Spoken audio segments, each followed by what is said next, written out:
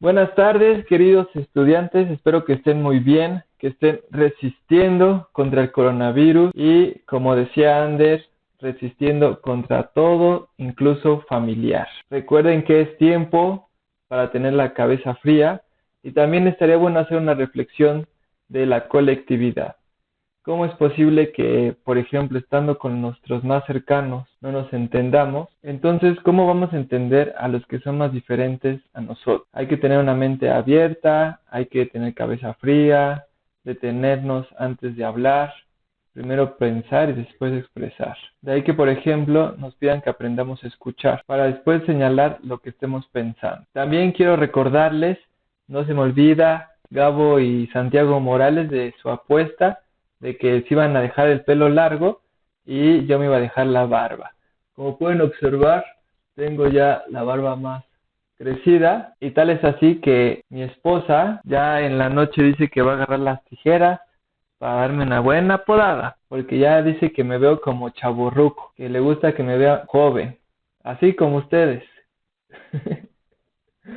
De hecho, esta grabación es en el Día del Niño, entonces igual ya después me quito toda la barba, así la empiño que quede, para ver cuánto rejuvenezco y para ver si sigue estando el niño interior, ese que nos habita. Pasando a temas más serios, vamos a continuar con la clase de hoy. En la sesión anterior nos quedamos en la teoría de la dependencia. Aquí les puse este mapa porque quiero que tengamos presente cuáles son los países potencia, es decir, los países que fueron colonizadores, que son el centro, sobre los cuales en realidad gira la economía mundial. Y quiero que vean en su mapa los países que están subordinados a las economías de estos países. Por eso, si vemos que el dólar, que el euro tienen algún problema en su estabilidad como moneda, nosotros, como estamos girando en torno a estas economías, también vamos a salir repercutidos. Es por eso que a mí me gusta hablar de la teoría de la dependencia y no de la teoría del desarrollo o subdesarrollo. Porque la dependencia nos obliga a pensar a que estamos condicionados por un proceso histórico en el que fuimos generando unas condiciones que nos anclan a ciertos países potencia. En cambio, no generamos una economía de tal manera que sea más autosuficiente, sino que dependemos, por ejemplo, en nuestro caso, de la tecnología que viene de otros países. No de la tecnología como los coches, que de hecho, por ejemplo, aquí en México se arman muchos coches, sino de la tecnología que construye las máquinas. Esa es realmente la tecnología importante. Y esta tecnología se da en los países potencia y de hecho ellos ejercen una renta sobre nosotros. Entonces lo que vemos es también que el desarrollo de estas potencias se debe a la subordinación de las economías de países colonizados o países dependientes. De ahí que retomamos esta imagen. Para la sesión de hoy tienen que tomar apuntes. Les pido por favor que hagan anotaciones de lo que platicamos. Aunque no aparezca en el PowerPoint, algo que yo vaya mencionando que consideren importante lo anotan. No pido que anoten todo lo que estoy diciendo, sino ciertas cosas que consideren claves.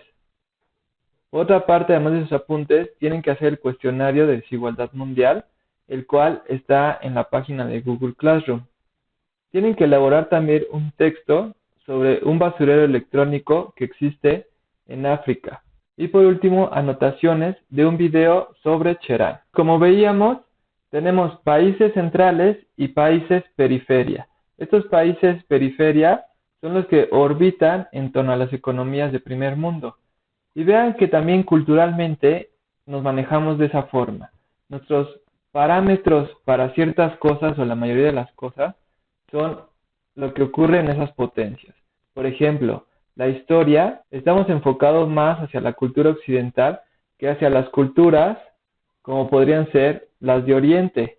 Aquí tenemos civilizaciones milenarias que tienen mucho conocimiento y sin embargo desconocemos muchas de ellas. Y lo desconocemos porque somos un país que fue colonizado por un país occidental, que es España. Entonces nuestros parámetros siguen orbitando en este sentido. Y si no lo creen, pónganse a pensar cuál es la situación de los pueblos originarios.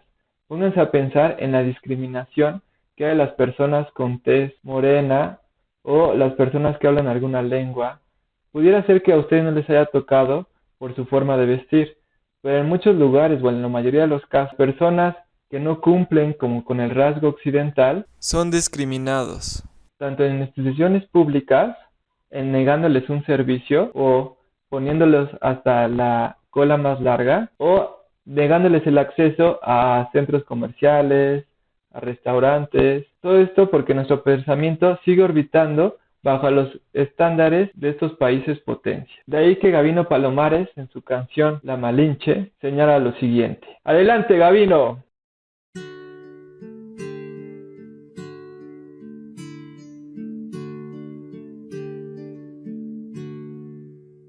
Del mar los vieron llegar, mis hermanos emplumados eran los hombres barbados de la profecía esperada. Se oyó la voz del monarca de que el Dios había llegado y les abrimos la puerta por temor a lo ignorado. Iban montados en bestias, como demonios del mal, iban con fuego en las manos y cubiertos de metal. Solo el valor de unos cuantos les opuso resistencia y al mirar correr la sangre se llenaron de vergüenza.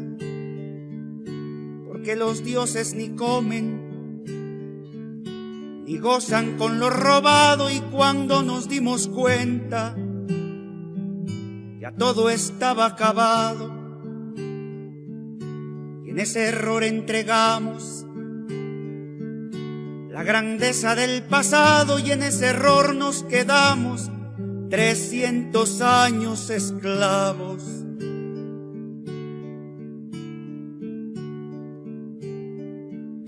Se nos quedó el maleficio de brindar al extranjero nuestra fe, nuestra cultura, nuestro pan, nuestro dinero. Y hoy le seguimos cambiando oro por cuentas de vidrio y damos nuestra riqueza por sus espejos con brillo.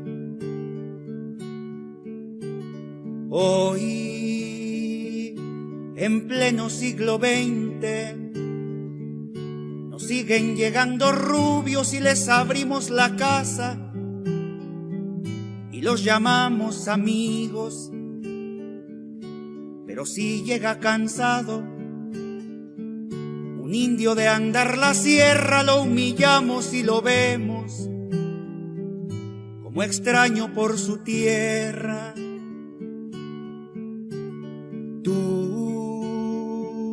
Hipócrita que te muestras, humilde ante el extranjero, pero te vuelves soberbio con tus hermanos del pueblo. Oh, maldición de Malinche, enfermedad del presente, ¿cuándo dejarás mi tierra? ¿Cuándo harás libre a mi gente?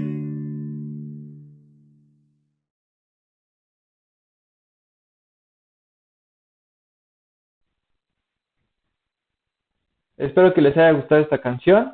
Ahora vamos a continuar con unas estadísticas.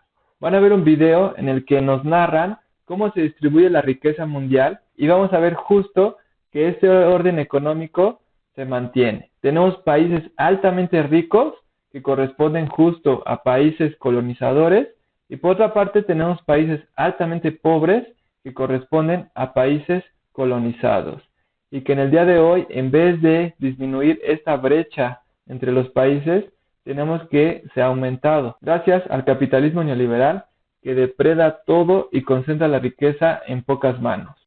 Así funciona el mundo. ¿Cómo está dividida la riqueza en el mundo?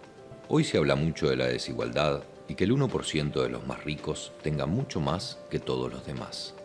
El discurso está focalizado en los Estados Unidos, mientras que la situación de la desigualdad es peor a nivel global.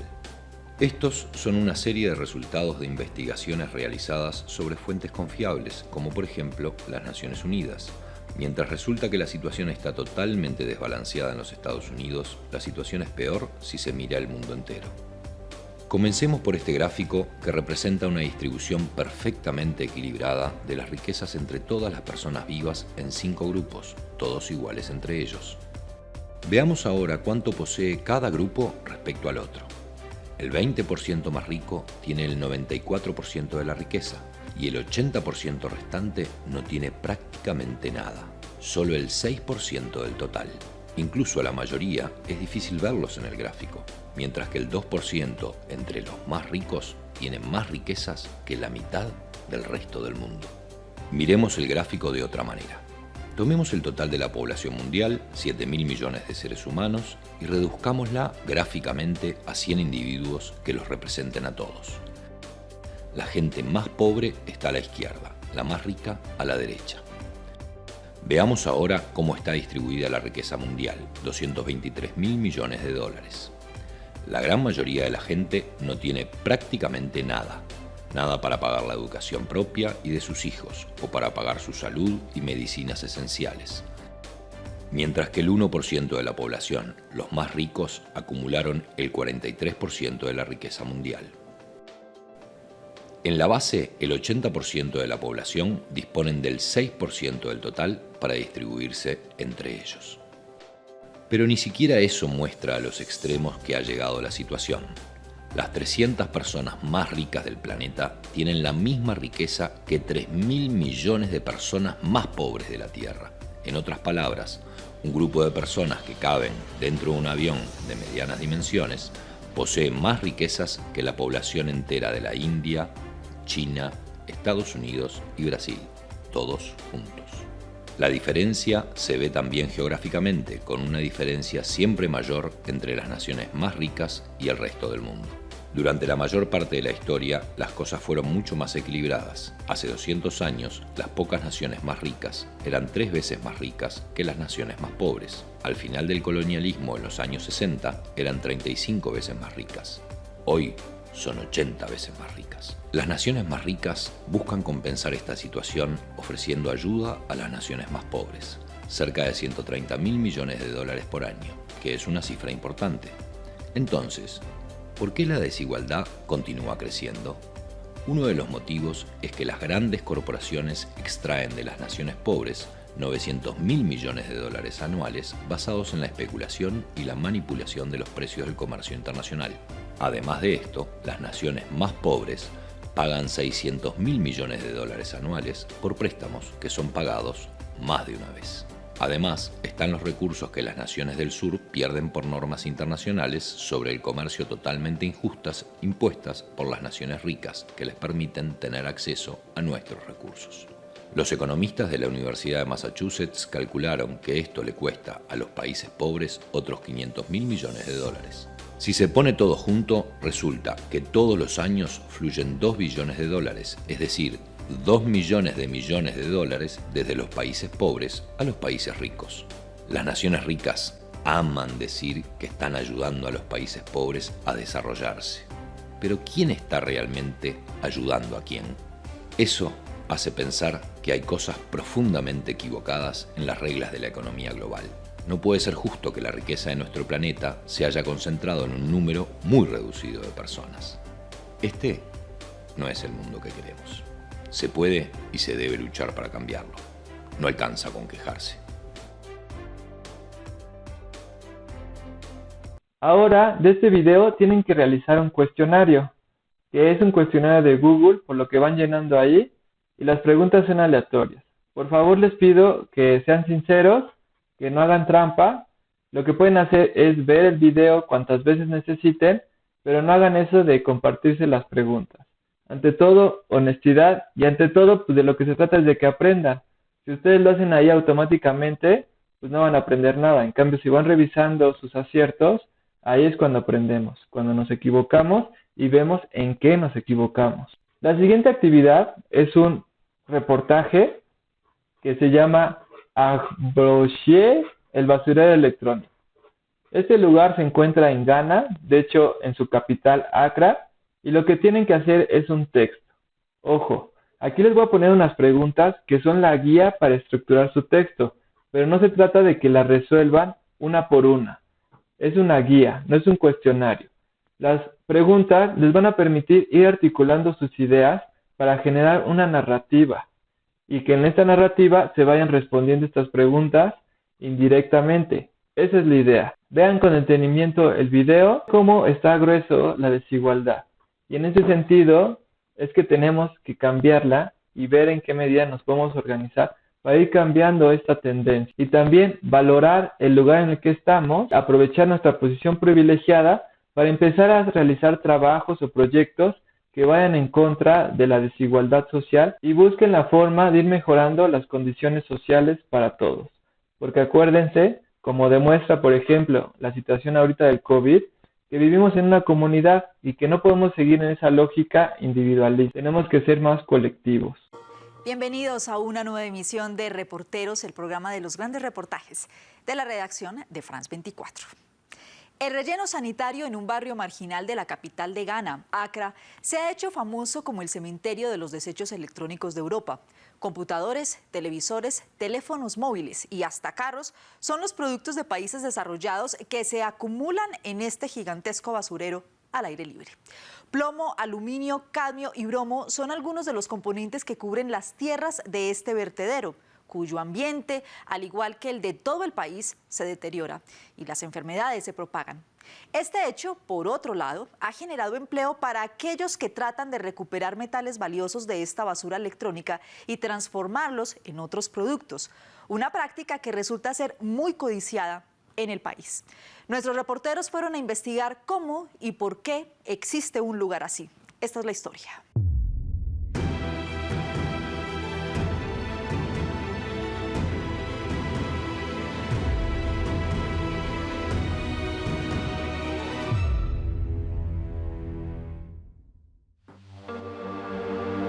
Una nube negra, densa y tóxica se extiende sobre el basurero del barrio Aboukilishi, situado en Accra, la capital de Ghana.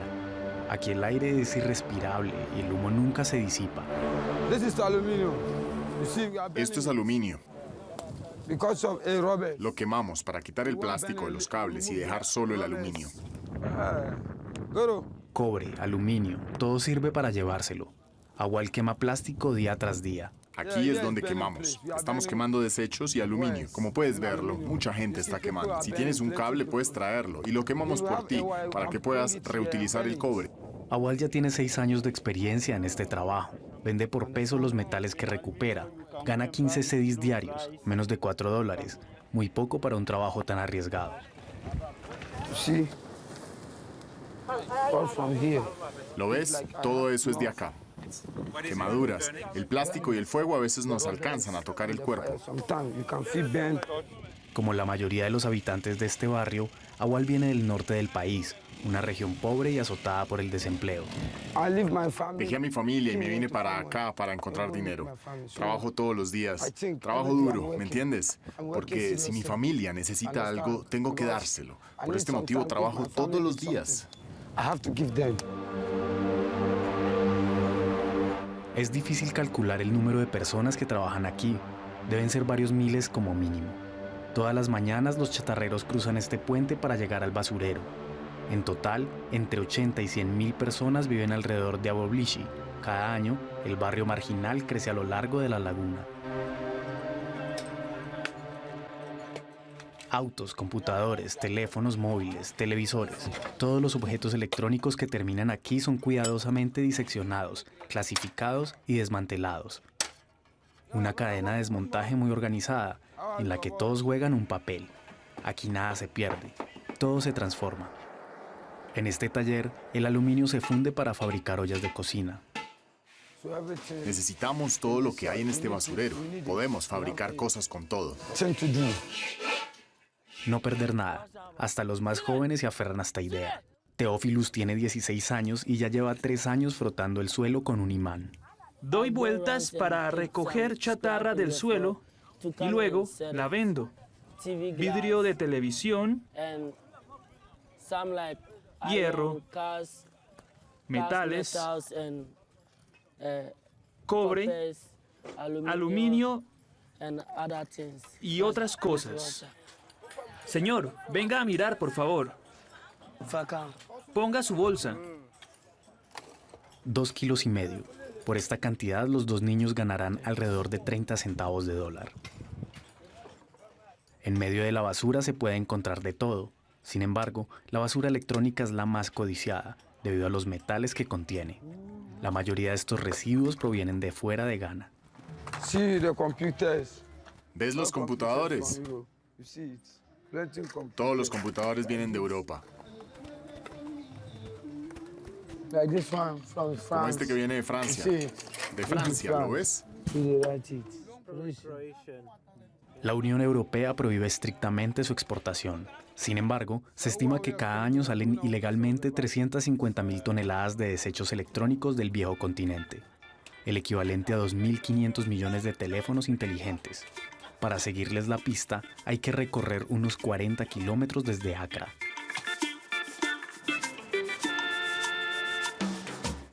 El puerto de Tema es la principal puerta de entrada para las aproximadamente 200.000 toneladas de equipos electrónicos que llegan al territorio de Ghana cada año. Casi 3/4 partes de estos equipos son de segunda mano, los cuales, a diferencia de los residuos electrónicos, no tienen prohibida su importación. Ante nuestras cámaras, los agentes aduaneros aseguran que se toman el problema muy en serio. Estas son las pertenencias personales de algunos de nuestros ciudadanos que vivieron fuera del país y que vuelven a casa. Así que pusieron estos artículos en un contenedor y hoy es el día en que vamos a inspeccionar el cargamento. El objetivo es distinguir entre desechos y equipos de segunda mano, porque ese es el detalle del que se aprovechan los traficantes. Este cargamento viene de España, una quincena de televisores de otra época, aparatos de radio, varios aparatos electrónicos. El sistema informático de aduanas advirtió que el cargamento podría ser sospechoso. Sí, es muy difícil para el oficial de operaciones sobre el terreno diferenciar entre si son desechos o si es un artículo electrónico usado. Solo cuando los probamos podemos establecer que se trata de basura electrónica. De los 2.700 contenedores que llegan diariamente a estos muelles, algunos se salvan y pasan los controles. Hoy, el importador asegura que todo es legal. Es para uso familiar, es lo que puedo decir, porque el propietario es cabeza de familia. Como estuvo allí durante algunos años y ahora quiere volver al país, trajo esto para que cada miembro de la familia tenga al menos un artículo y también están sus bienes. ¿Así que esto no es basura electrónica? No. Son artículos personales. Solo el 15% de los equipos de segunda mano que llegan a Tema son inservibles. El resto de estos objetos comenzarán una nueva vida en Ghana, antes de terminar en un basurero como el de Aboblishi, tarde o temprano.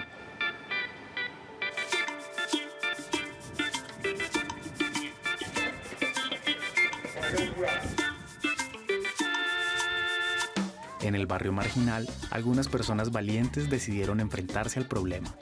Después de haber pasado 10 años entre los habitantes del barrio, el padre Subash se ha convertido en una celebridad. Buenos días, señora. ¿Cómo está? Cada mañana, durante los últimos 2 años, esta pequeña clínica siempre está llena. Aquí no se pide la tarjeta de seguro médico y la atención es casi gratuita. Muy a menudo la gente no va al hospital, va a la farmacia y se automedica. Y se me ocurrió crear un lugar donde pudieran venir y obtener los medicamentos adecuados. 3 enfermeras se turnan y un médico viene 2 veces al mes.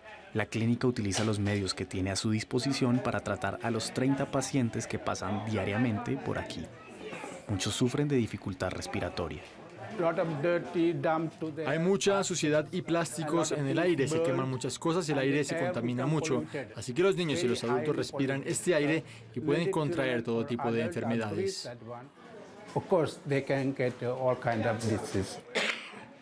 Hace tan solo 1 año que esta paciente vive en el barrio y sus bronquios ya le están causando dolor.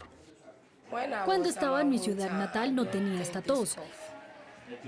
Creo que es debido al medio ambiente aquí. Sensibilizar, convencer, educar. El padre Subhash está muy comprometido con la comunidad. Los habitantes le piden consejos. Ha sido testigo del deterioro del medio ambiente y del desarrollo de las enfermedades. El ganado pasta en la basura. El basurero y sus humos tóxicos se encuentran a poca distancia del cercano mercado de Makola, uno de los más importantes del país. El padre Subhash no oculta su preocupación. El aire y el suelo están muy contaminados aquí y pueden ver las cosas que ellos venden aquí. La gente se las va a comer, así que definitivamente afectará la vida de la gente que vive alrededor de Accra. Según un estudio estadounidense, Aboblishi es uno de los 10 lugares más contaminados del planeta. El cadmio, el plomo, el mercurio y el arsénico están presentes de forma permanente en los suelos, a veces a niveles 100 veces superiores a los umbrales internacionales de referencia. Toda la población de Accra está preocupada por la contaminación. La Agencia de Protección Ambiental de Ghana es la autoridad administrativa encargada de las cuestiones relacionadas con la contaminación. El problema de Aboblishi es un tema clave para la agencia.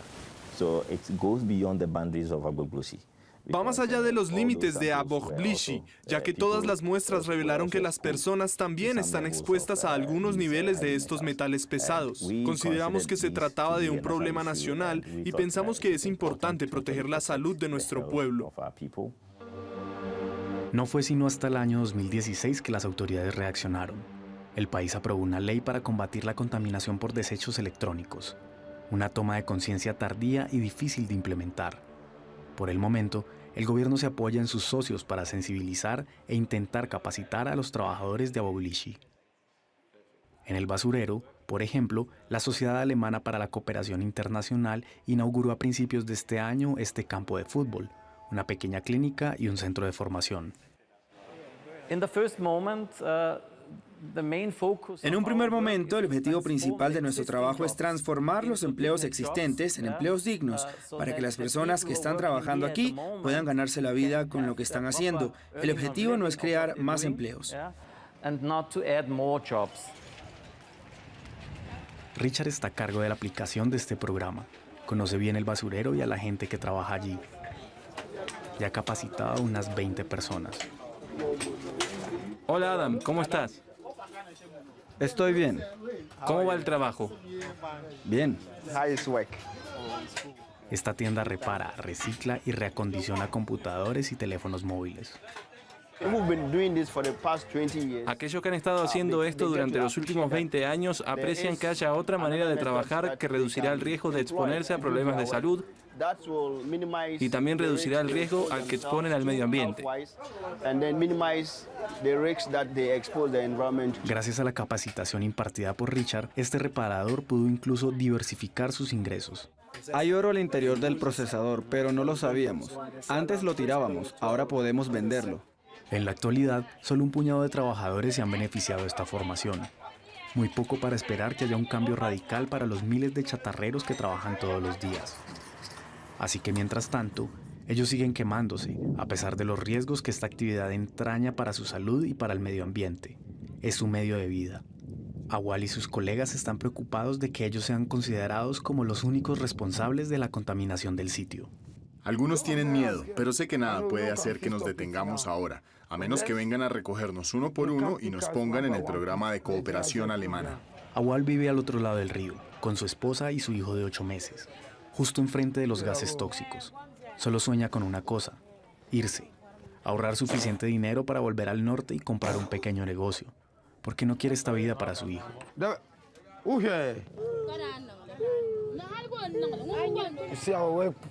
¿Ven el trabajo que hacemos? ¿Ven los niños pequeños? Algunos de ellos venden agua, así que no quiero que mi hijo vaya a trabajar allá, porque nuestro lugar de trabajo no es para nada bueno. Quiero que mi hijo sea alguien, quiero enviarlo a la escuela. Para los habitantes de Aboblishi hay poco tiempo para soñar.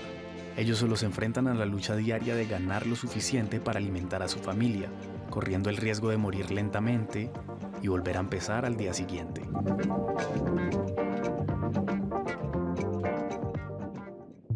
Gracias por acompañarnos en esta emisión de Reporteros. Recuerde que puede ingresar a nuestra página web france24.com para ver este capítulo y los anteriores. Hasta la próxima semana.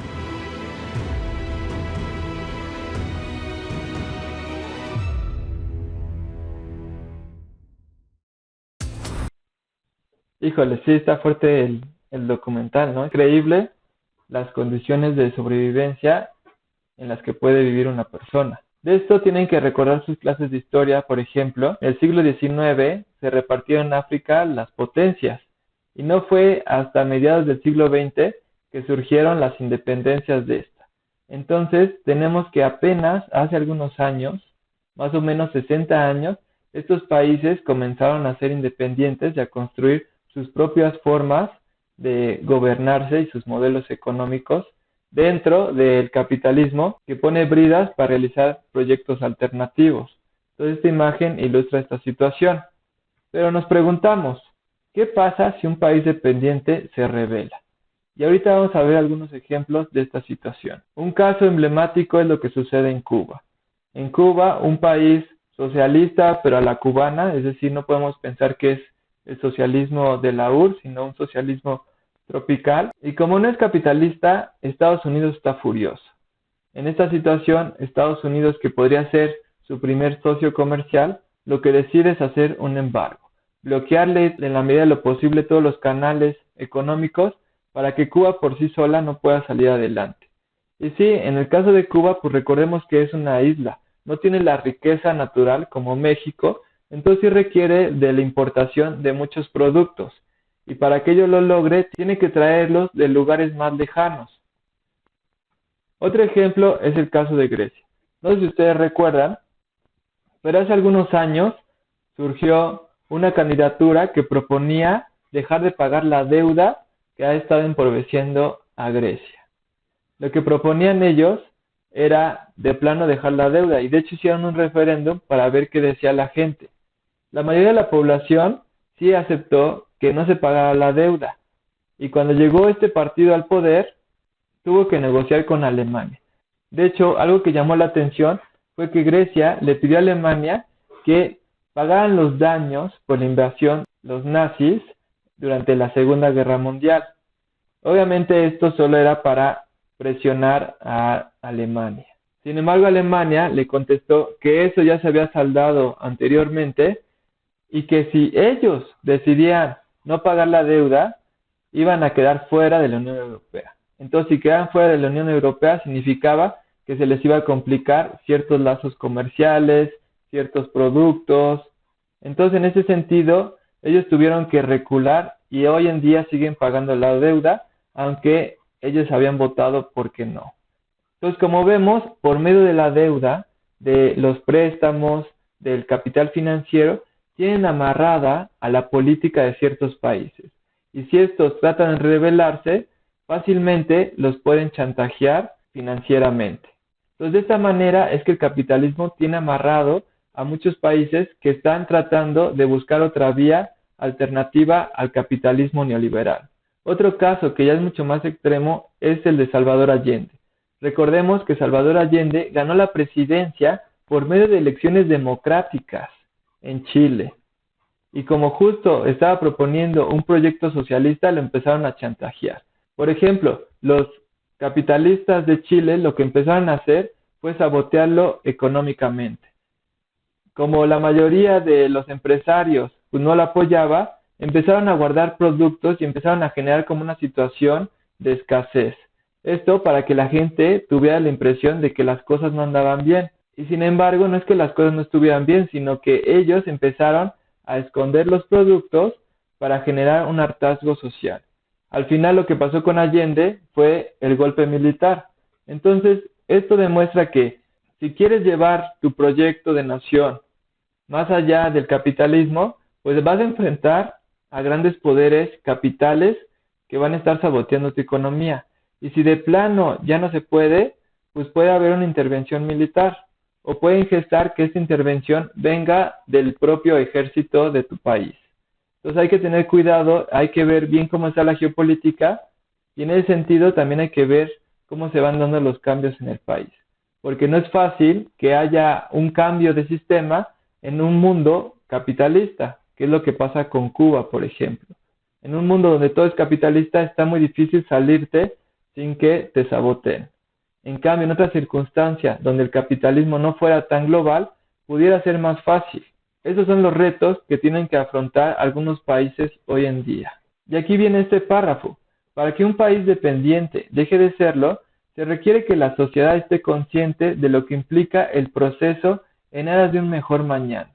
Es decir, seguramente vendrá más austeridad, porque el nivel de consumo va a disminuir, sin embargo, va a aumentar la equidad social.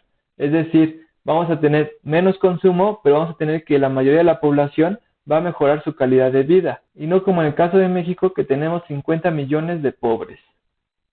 También implica tiempo. Por ejemplo, con las elecciones nos venden que los cambios son así inmediatos, como si pudieras sacar tu varita mágica y transformar la situación.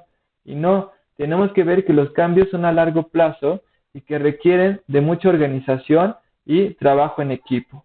De ahí que nosotros, por ejemplo, como escuela, nos preocupemos de que trabajen en equipo, porque es todo un reto. Y ustedes se pueden hacer una autocrítica de que trabajar con sus compañeros les requiere mucho esfuerzo y les requiere más tiempo. Entonces, si queremos mejorar las condiciones, tenemos que estar abiertos y tener paciencia para trabajar en colectividad, porque solo así podremos mejorar las condiciones sociales. Aquí viene un ejemplo de un lugar en Morelos que ustedes van a ver, de cómo una comunidad se organizó, y esto significó tiempo, significó trabajo en común, pero gracias a ese trabajo en común han logrado frenar ciertos proyectos que vienen desde esas potencias de las que hablamos y han logrado frenar proyectos que tienen un fuerte peso económico, pero que no van a mejorar las condiciones de esa comunidad. Y esto lo han logrado porque están organizados. A ver qué piensan del siguiente video. ¡Adelante! Yo te jodo. Cuando ponemos la mina aquí, vamos a traer cáncer para todo el pueblo. Pero ustedes van a poder decidir qué tipo de cáncer le demos. En orden de 1 a 5, ¿cuál es su cáncer favorito? Ninguno, cabrón. Exacto. Yo no quiero ningún tipo de cáncer. Yo soy pendeja para morir de cáncer. Mexicanos, hay oro en estos cerros y es mío. Aquí en el estado de Morelos, yo y mis amigos de la empresa canadiense Alamos Gold vamos a abrir varias minas, pero hay dos problemas. Primero, cerca de mi mina hay una pila de escombros que los lugareños llaman Xochicalco, que yo voy a tener que destruir cuando yo haga las detonaciones para sacar los minerales de la tierra. Y el otro es la mala actitud de la gente, que se queja solamente porque necesito su agua para mi mina y tengo que contaminar a su suelo. Por suerte, nosotros de las mineras tenemos una técnica para ese problema. Nosotros escuchamos las quejas del pueblo, somos empáticos con sus preocupaciones y los checamos de todos modos. ¡Vámonos!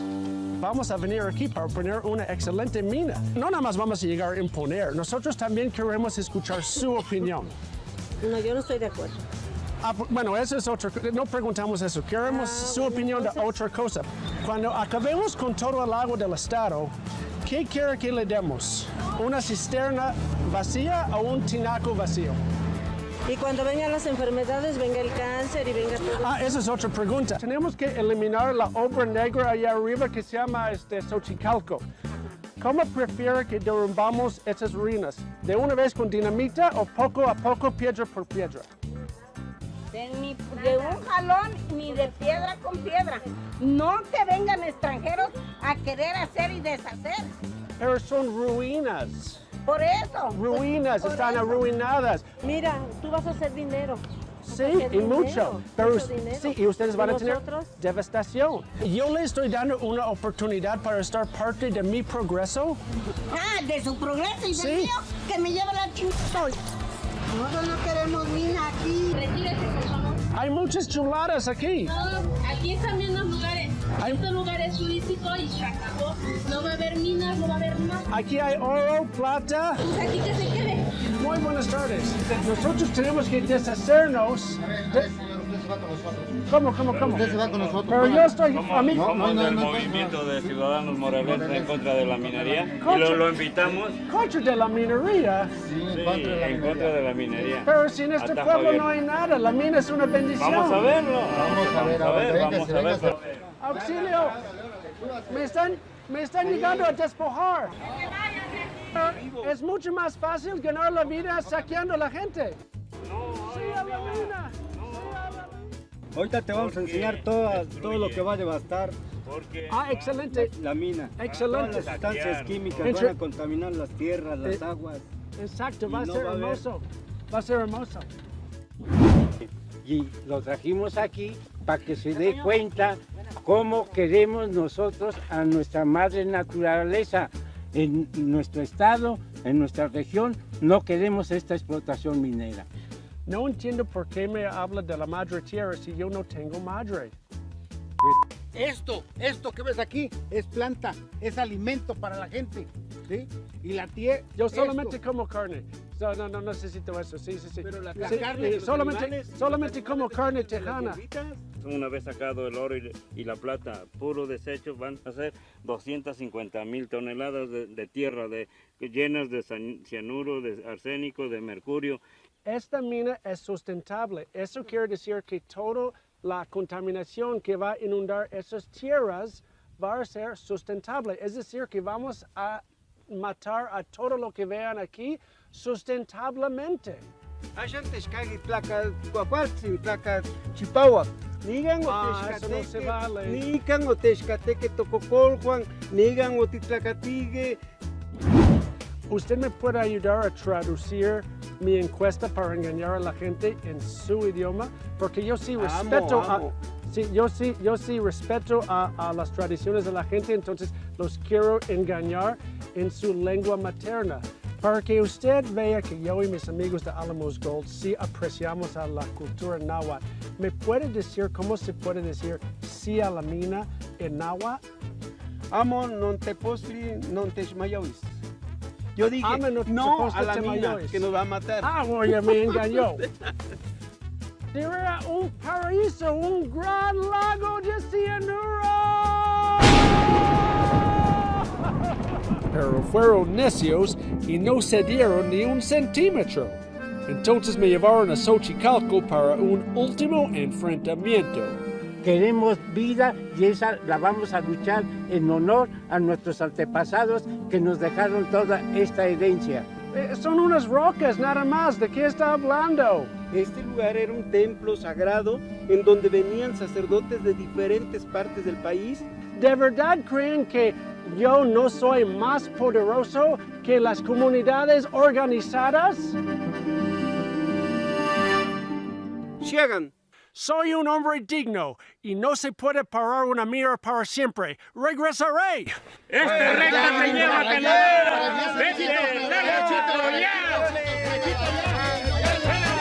En realidad, ese camino no va para Canadá. Va la chingada. Muy lejos que se vaya.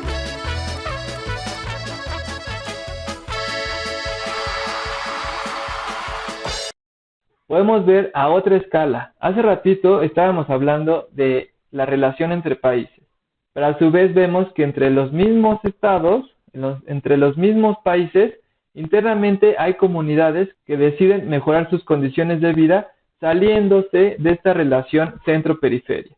Así como hay un centro a nivel mundial donde los países potencias son los que determinan la economía y las políticas, también a nivel país tenemos que hay un centro que determina la economía y las políticas, en este caso, por ejemplo, del campo. Vemos que la ciudad es un centro y que la ciudad, de cierta forma, impone las condiciones al campo sin tener en cuenta a sus habitantes. De ahí que en este texto digamos, una comunidad dependiente, para que deje de serlo, se requiere que la sociedad, es decir, los individuos de esa comunidad, estén conscientes de lo que implica el proceso en aras de un mejor mañana. Implica, en muchos casos, por ejemplo, de los zapatistas, la austeridad, dejar de recibir ingresos por parte de apoyos del gobierno y más bien decidir ellos mismos sus políticas sociales. También implica tiempo, romper esa lógica electoral de que te van a ofrecer que si votas por ellos una cancha, una clínica, porque al final de cuentas no es cierto y más bien tenemos que pensar a futuro. Tener en cuenta que los proyectos son a largo plazo y generar organización, colectividad. Esa es nuestra tarea. Es muy difícil lograr cambios si no estamos organizados, si no sabemos escucharnos, si no sabemos compartir nuestras opiniones de forma que no dividan. tenemos que construir y no destruir. En la medida que logramos esto, las comunidades logran su autonomía. A continuación van a ver un video sobre un pueblo que dejó su individualidad para construir comunidad. Se empezaron a organizar, empezaron a decidir en colectivo para atacar una problemática y a partir de eso decidir su modo de vida, de tal forma que llegaron a una autonomía. Adelante con Cherán, por favor.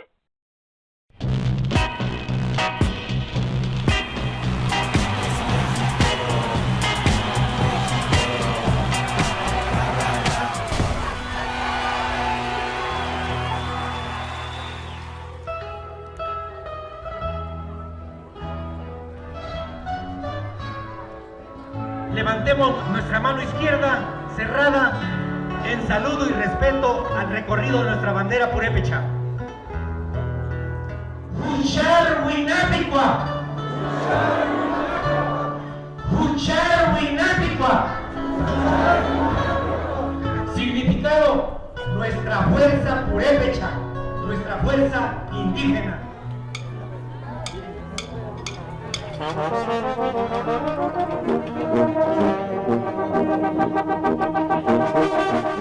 Hoy es el aniversario de nuestro levantamiento, ese 15 de abril del 2011, pues nuestra gente se organizó, inició la defensa de nuestros bosques, sin otra arma más que el corazón, y pues con lo que tenían a la mano, que eran palos, machetes, los usos de labranza. El 15 de abril nuestra comunidad dijo: en Cherán ni un partido más. Se desconoció a las autoridades, el pueblo asumió su autoridad. No es lo mismo quebrar una vara a quebrar 12 varas. No quiere decir que nuestro gobierno es un gobierno que está fuerte.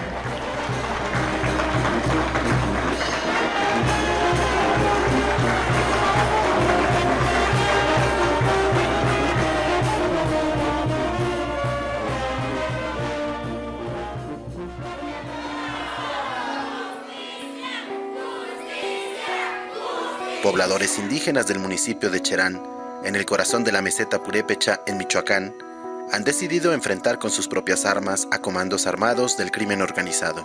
Desde hace 3 años, esta comunidad vive asolada por las extorsiones, secuestros, asesinatos y desapariciones de células del cártel de la familia michoacana. Atrás de todos los talamontes, pues está el crimen organizado.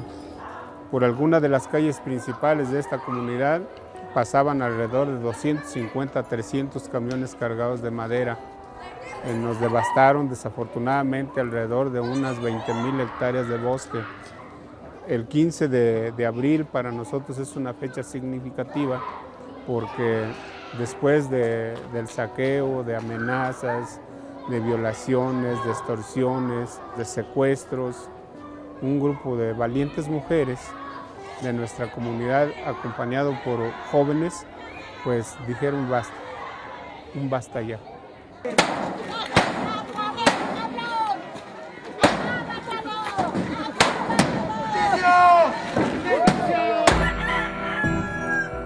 Que el que algo decía, lo levantaban, a amenazar, a sacarles dinero, y nos aguantamos casi 4 años.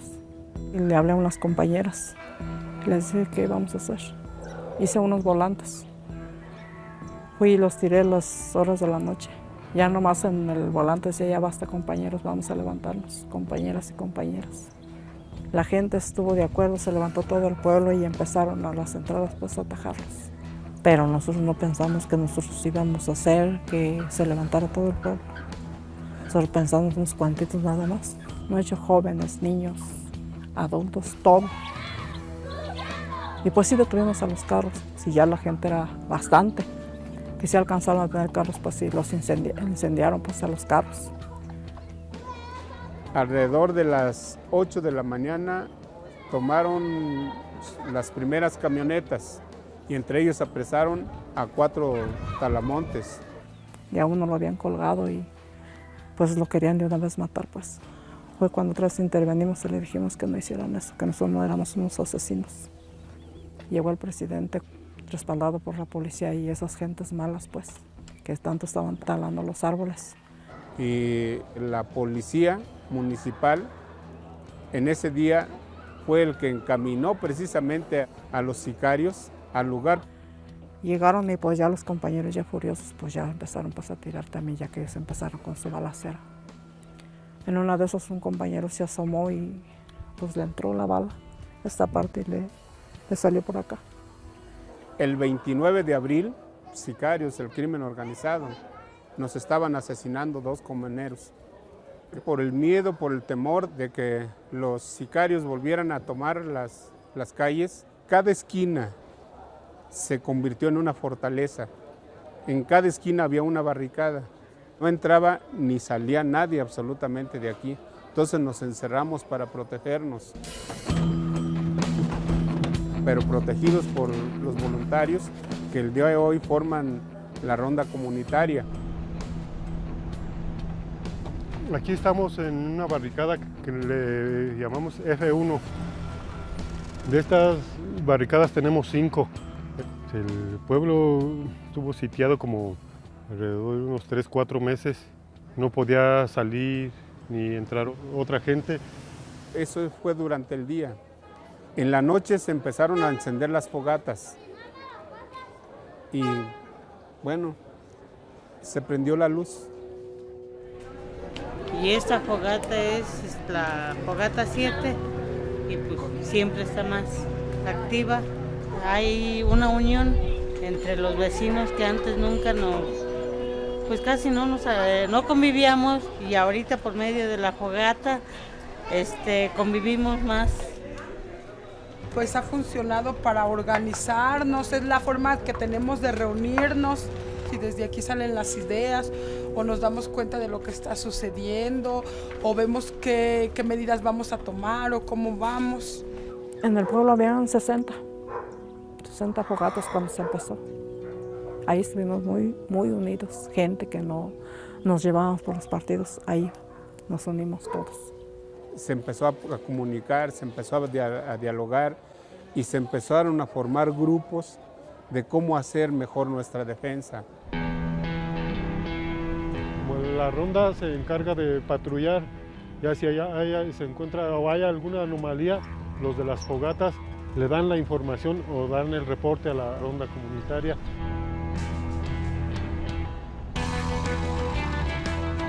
Todos nosotros somos voluntarios desde que se inició este movimiento, o sea, con el interés nada más de ver a nuestra comunidad en paz, felices todos. No teníamos autoridad, no teníamos seguridad, no teníamos, o sea, ahora sí nada, estábamos pues como dicen por ahí, huerfanitos, y fue por eso que surgió lo de la ronda comunitaria.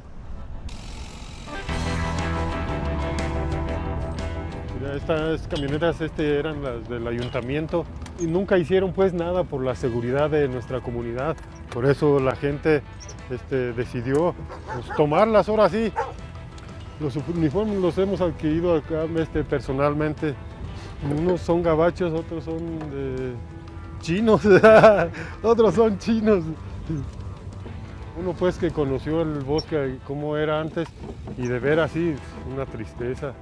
Este camino no pegaba la luz del sol porque todo se cerraba de sombra pues de árboles que había. A ver, espérate.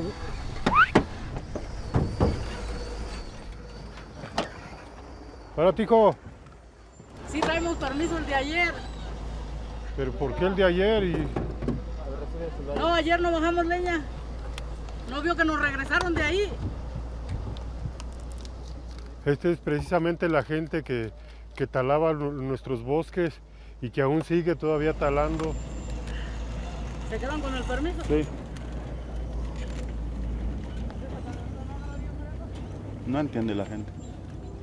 Bueno, dice que les dan un permiso, pero ya la gente ya no. O sea, son talamontes pues, que saben que de la madera, es dinero fácil, pues.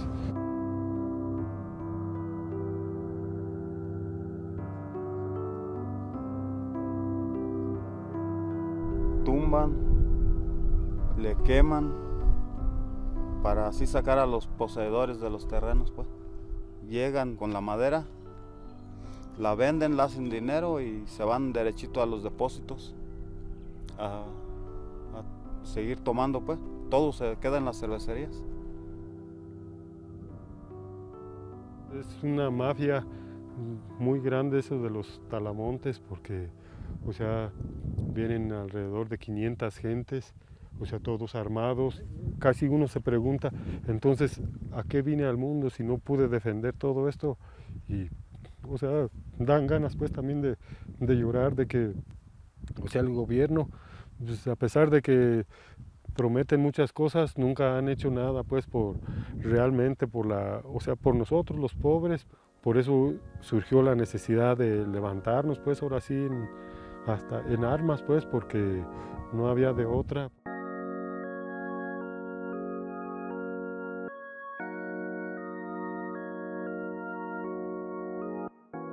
La gente sentía mucha impotencia porque no veía resultados pues a sus demandas, que era la defensa pues de lo que les pertenecía, de lo que les dejaron sus antepasados pues, y que siempre ha sido como el sustento pues para sus familias.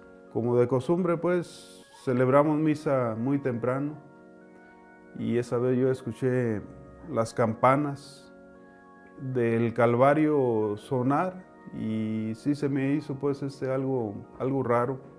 A las 5:30 de la mañana empezaron a tocar las campanas y la gente pensó pues que era misa, pero no era. Esperamos un ratito y ya otros compañeros, ya compañeras y compañeros ya estaban pues listos. Desde el principio el ayuntamiento pues fue desconocido. Entonces instituciones en la comunidad pues, solamente quedaba en pie pues la iglesia. Y por lo tanto pues me tocó jugar ese papel de interlocutor pues con las dependencias. Ese primer día se tuvo un primer encuentro con autoridades de gobierno, pero eran autoridades que mandaron pues no sabemos si del último nivel, que solamente venían así como lo hicieron siempre, a escucharnos y ningunearnos. Queríamos un diálogo directo con el gobernador. No nos los quisieron hacer, desafortunadamente no le interesamos y lo que debemos decir así, que le interesamos poco.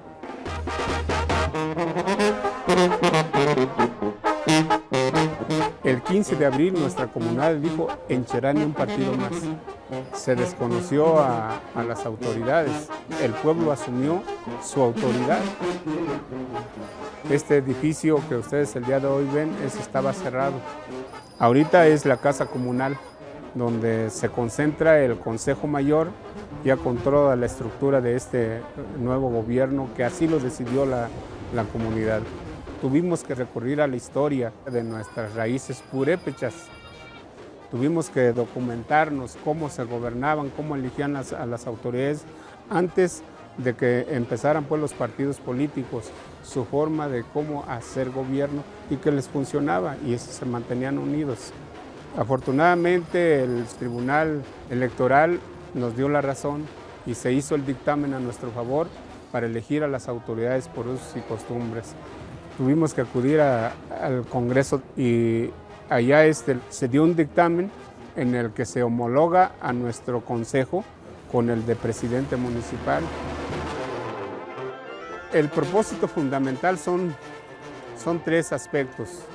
Buscar la seguridad de nuestra gente, después es la justicia y como tercer punto lo tenemos la reconstitución de nuestros bosques.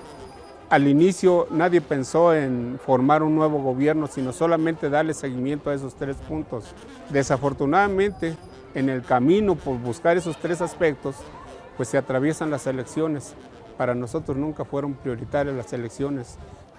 ¿Por qué el sentir? Porque sabíamos que desafortunadamente los partidos lo único que nos han venido a hacer es el daño, porque nos dividieron y se fueron. Y antes peleaban todos por los diferentes partidos, pero nadie se acordaba por pelear o defender a nuestro pueblo, a nuestra comunidad. Si el gobierno tuviera un poquito de vergüenza, no se atrevería a hablar de elecciones cuando no han garantizado nada de seguridad. Y si no lo hacen, entonces no tienen por qué estar hablando de elecciones. Si las elecciones eran un estorbo, pues las íbamos a hacer a un lado. Y así lo hicimos. Aquí ningún partido entra ni ninguna publicidad. A la entrada está precisamente las prohibiciones para poder entrar a nuestro pueblo. No armas, no vino, no publicidad, no partidos políticos. Toda la gente de buena voluntad es bienvenida a nuestra casa, que es su pueblo. Esta es una de las barricadas para tener un mejor control de las personas que ingresan y que egresan pues de la comunidad. Se están checando a los autobuses, cualquier tipo de vehículos. Hay que checar a estos, hijo, hay que checar a estos. 21 a la vista.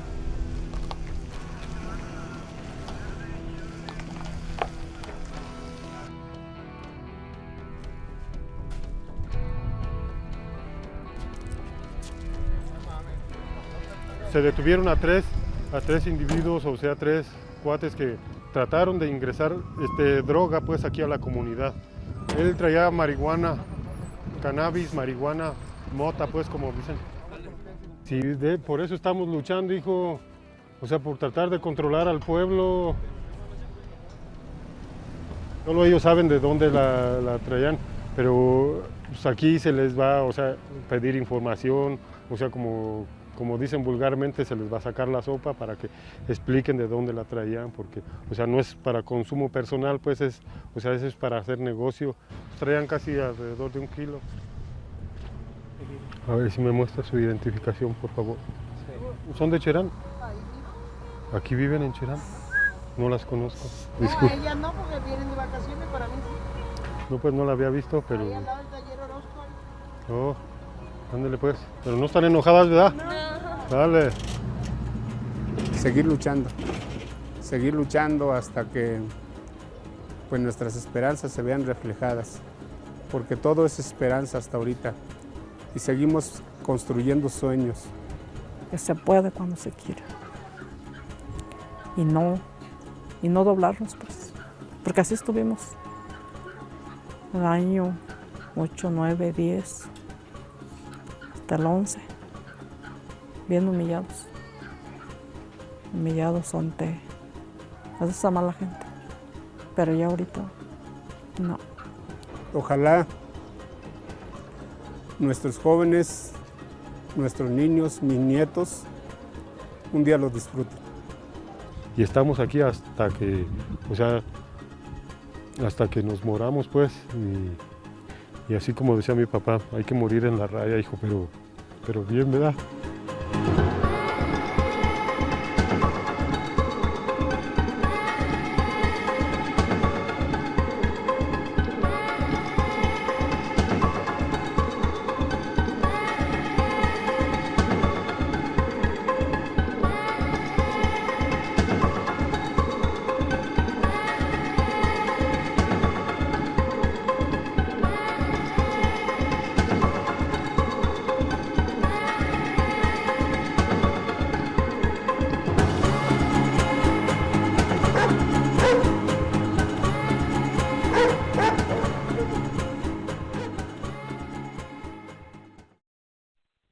Entonces, vemos que el proceso de la teoría de la dependencia puede aplicar a varias escalas.